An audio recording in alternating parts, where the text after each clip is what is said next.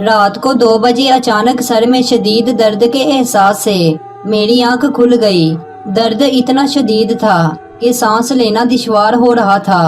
مرتا کیا نہ کرتا کہ کچھ دیر سانس بحال کرتا رہا، پھر جیکٹ پہنی اور بیڈ روم سے باہر نکل آیا۔ جیسے ہی صحن میں قدم رکھا، ہوا کے ایک ٹھنڈے جھونکے نے احساس دلایا کہ سردی ابھی باقی ہے۔ اکیلے ہونا جہاں ایک نعمت ہے، وہاں بہت زیادہ تکلیف دہ بات بھی ہے۔ انسان جب بیمار ہوتا ہے تو کوئی پوچھنے والا نہیں ہوتا، پوری رات بندہ بخار سے تپتا رہتا ہے۔ یہی سوچتے ہوئے میں صحن میں کھڑی اپنی کھٹارا مہران تک پہنچ گیا، جس کے لیے میں تو گرل فرینڈ والی فیلنگ رکھتا تھا، لیکن وہ ہمیشہ مجھ سے لڑاکا بیوی جیسا برتاؤ کرتی تھی۔ موڈ ہوا تو سٹارٹ ہو گئی، نہ موڈ ہوا تو جواب دے دیا۔ ابھی میں نے دروازہ کھولنے سے پہلے آیت الکرسی پڑھ کے پھونک مارا اور دروازہ کھول کے آہستہ سے سیٹ پر آ بیٹھا۔ انداز ایسا تھا کہ گویا گاڑی کو نہیں بیوی کو جگانے لگا ہوں۔ کلمہ پڑھ کے سٹارٹ کرنے کے لیے چابی گھمائی، پہلے تو ذرا سا غصہ کرتے ہوئے گڑائی، پھر سٹارٹ ہو گئی۔ بس پھر کیا تھا، میں نے بھی فل ایکسیلیٹر دے دیا کہ اچھے سے گرم ہو جائے۔ 2 منٹ ایسے ہی گاڑی کو تپانے کے بعد میں اترا اور گیٹ کھولا۔ جب میں گھر سے نکلا تو سر درد عروج پہ تھا۔ کوئی اور وقت ہوتا تو میں رات کا یہ پہر بہت انجوائے کرتا، غلام علی کی کوئی غزل سنتا، لیکن اس وقت سر درد کر رہا تھا، اس لیے نصیبو لال سننا مجھے بہت زیادہ بہتر لگا۔ نصیبوں کے گانے بھلے جیسے بھی ہیں، لیکن ان کا ایک فائدہ ہے، انسان نصیبوں کے گانے سنتے ہوئے کچھ اور سوچ ہی نہیں سکتا، کیونکہ نصیبوں کے گانوں میں شاعروں نے ایسی سائنس لڑائی ہوتی ہے کہ بندہ سن کے خود کو بھی نکا نکا شاعر سمجھنے لگتا ہے۔ ہسپتال کے ایمرجنسی میں ڈاکٹر نے میرا بی پی چیک کر کے مجھے ایک نرس کے حوالے کر دیا، جس نے بڑی قاتلانہ مسکراہٹ کے ساتھ بتایا کہ آپ کو ٹیکا لگے گا۔ میں نے بھی اسی کی طرح ڈبل قاتلانہ مسکراہٹ کے ساتھ جواب دیا، مجھے پتا ہے ٹیکا ہی لگنا ہے۔ لیکن اس وقت چراغوں میں روشنی نہ رہی۔ جب نرس نے کہا لیٹ جائیں، سر درد کا انجیکشن لگوا کے میں نے پارکنگ کا رخ کیا، جہاں مہران میرا ویٹ کر رہی تھی۔ ہسپتال کے سروس روڈ سے جیسے ہی میں نے مین روڈ پہ گاڑی کو ٹرن کیا، ایک لڑکی نے ہاتھ کے اشارے سے لفٹ مانگی۔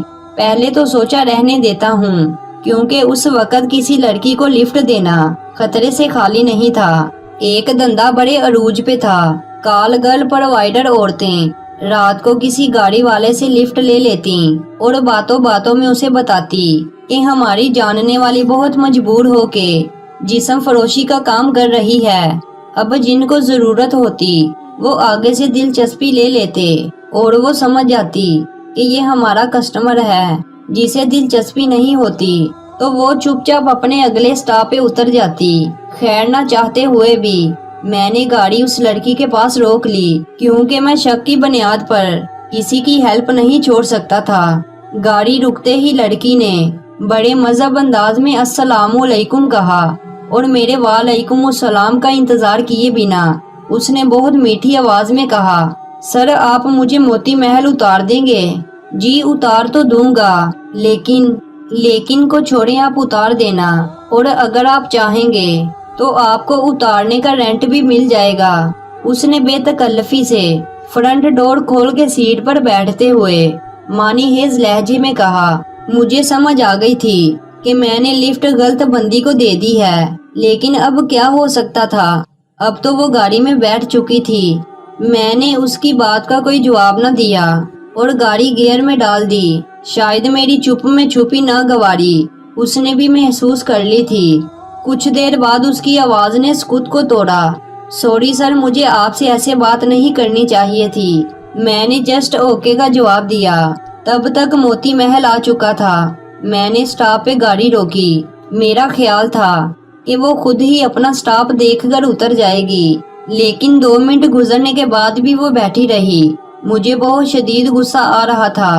دل تو چاہا اسے ایک تھپڑ ماروں اور کہوں دفع ہو جاؤ، لیکن اپنی ماں کی نصیحت یاد آ گئی کہ عورت کسی بھی کردار کی ہو اس کی عزت کرنا، کیونکہ اس کا کردار رب کا اور اس کا معاملہ ہے۔ تمہیں بس یہ ثابت کرنا ہے تم بھی عورت کے پیدا کردہ ہو۔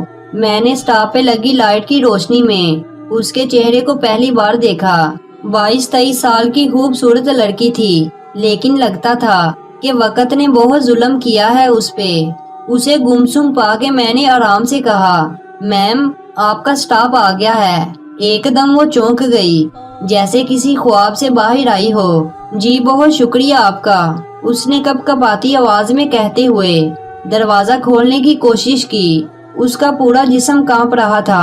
سردی تو تھی، لیکن گاڑی میں اتنی سردی نہیں تھی کہ انسان سردی سے کانپنے لگتا۔ ایسے پیشے کی عورتیں بہت تیز ترار اور بولڈ ہوتی ہیں، لیکن اس لڑکی نے جو 2-3 جواب دیے تھے بہت مہذب انداز میں دیے تھے۔ اگر آپ کو سردی لگ رہی ہے تو ایسا کریں، آپ میری جیکٹ پہن لیں، میں نے ہمدردی سے کہا۔ اس نے ایک نظر میری طرف دیکھا کہ کچھ کہے یا نہ کہے۔ میں نے دوبارہ نرمی سے کہا، اگر آپ کو سردی لگ رہی ہے تو جیکٹ لے لیں۔ اب کی بار اس کی آنکھوں میں نمی تھی اور اس کے اگلے الفاظ نے میرے ہوش اڑا دیے۔ اس نے بھیگتی اور کانپتی آواز میں کہا، کیا آپ مجھے کچھ کھانے کے لیے خرید کے دے سکتے ہیں؟ میں نے 3 دن سے پانی کے سوا کچھ نہ کھایا ہے۔ ایک پل تو میری سوچنے سمجھنے کی صلاحیت ختم ہو گئی۔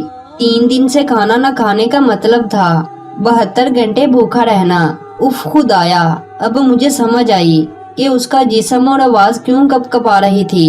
جب انسان حد سے زیادہ بھوک برداشت کرتا ہے یا 24 گھنٹے تک کچھ نہیں کھاتا تو یہ نوبت آتی ہے، اس کا جسم بھوک کی شدت سے کپ کپانے لگتا ہے۔ میں نے موبائل میں ٹائم دیکھا، 4:30 بج رہے تھے۔ اس کا کردار جو بھی تھا، اس وقت اس کی مدد کرنا اس چیز سے زیادہ اہم تھا۔ ہو سکتا تھا کہ لوگ اسے میرے ساتھ دیکھ کر یہ بھی سمجھتے کہ میں اس کے ساتھ رات گزار کے اب ڈراپ کرنے جا رہا ہوں یا ناشتہ کروا رہا ہوں، لیکن مجھے اس وقت ان باتوں کی پرواہ نہیں تھی۔ اس وقت عزت سے زیادہ انسانیت نبھانا ضروری تھا۔ میں نے اس کی باتوں کا جواب دیے بنا گاڑی سٹارٹ کی اور سہراب گوٹ کی طرف موڑ دی، کیونکہ اس وقت وہاں سے ناشتہ مل سکتا تھا۔ سہراب گوٹ میں پٹھانوں کے ایک ہوٹل پہ پراٹھے اور آملیٹ بہت مزے کا ملتا تھا اور ان کی چائے بھی بہت اچھی تھی، اس لیے میں نے اسی پہ گاڑی روکی۔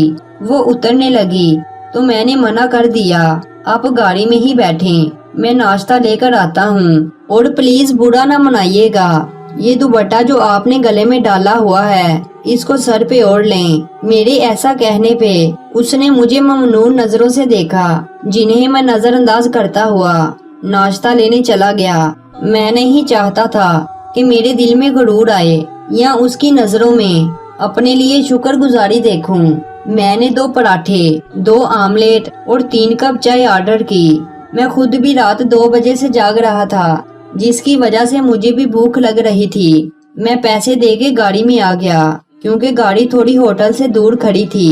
اب ہلکا ہلکا اندھیرا تھا اور کراچی کے حالات اتنے اچھے نہیں تھے کہ اتنی صبح کسی عورت کو اکیلے گاڑی میں چھوڑا جائے۔ گاڑی میں بیٹھتے ہی میں نے کہا، آپ پچھلی سیٹ پہ چلی جائیں اور آرام سے ناشتہ کر لیں۔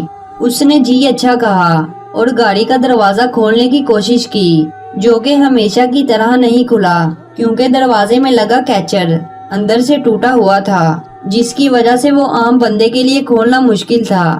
مجبوراً مجھے اتر کے اس کے لیے دروازہ کھولنا پڑا۔ اتنی دیر میں ناشتہ آ گیا۔ میں نے ناشتہ کرتے ہوئے اسے بالکل نظر انداز کر دیا۔ وجہ یہ تھی کہ وہ آرام سے ناشتہ کر لے، کسی شرم میں نہ رہے۔ میں خود بھی ناشتہ کرنے لگا۔ کچھ ہی دیر بعد مجھے اس کی آواز آئی، سر پانی چاہیے۔ او سوری، مجھے خیال نہیں رہا۔ میں پانی لینے جانے لگا تو اس نے روکا، سر آپ ناشتہ کر لیں پھر لے آئیے گا۔ میں اس کی بات کو نظر انداز کر کے باہر چلا گیا۔ مجھے یاد ہی نہیں تھا، جب انسان کچھ گھنٹوں کے بعد کھانا کھاتا ہے تو اسے پانی کی ضرورت ہوتی ہے۔ اس نے تو 3 دن سے کچھ نہیں کھایا تھا۔ میں نے پانی کی بوتل لی اور جلدی سے واپس آ گیا۔ یہ لے میم پانی کی بوتل، اس کی طرف بڑھاتے ہوئے میری نظر اس کی گردن پہ پڑ گئی، جہاں ریڈ ریڈ نشان نظر آ رہے تھے۔ ایسا لگ رہا تھا किसी ने तशद्दुद किया हो। उसने पानी की बोतल पकड़ते हुए जज़ाक अल्लाह कहा, जो कि मुझे काफी अजीब लगा। नाश्ते से फारिग होके मैंने उससे पूछा कि मैम आपको कहाँ उतारूं? सर, जहाँ आपका दिल करे उतार दें, मेरा कोई घर नहीं।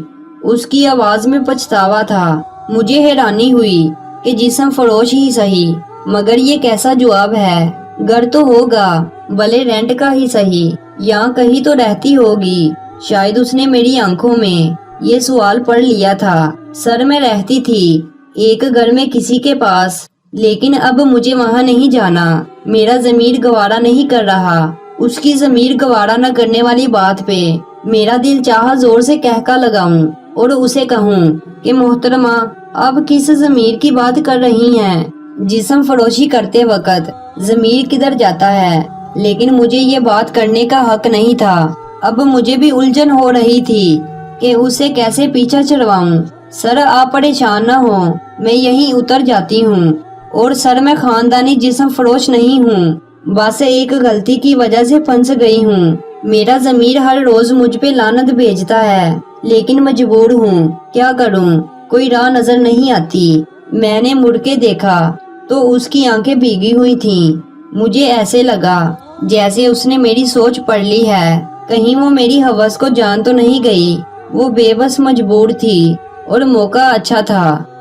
कहानी को मुकम्मल सुनने के लिए स्क्रीन पर मौजूद वीडियो पर क्लिक करें। शुक्रिया।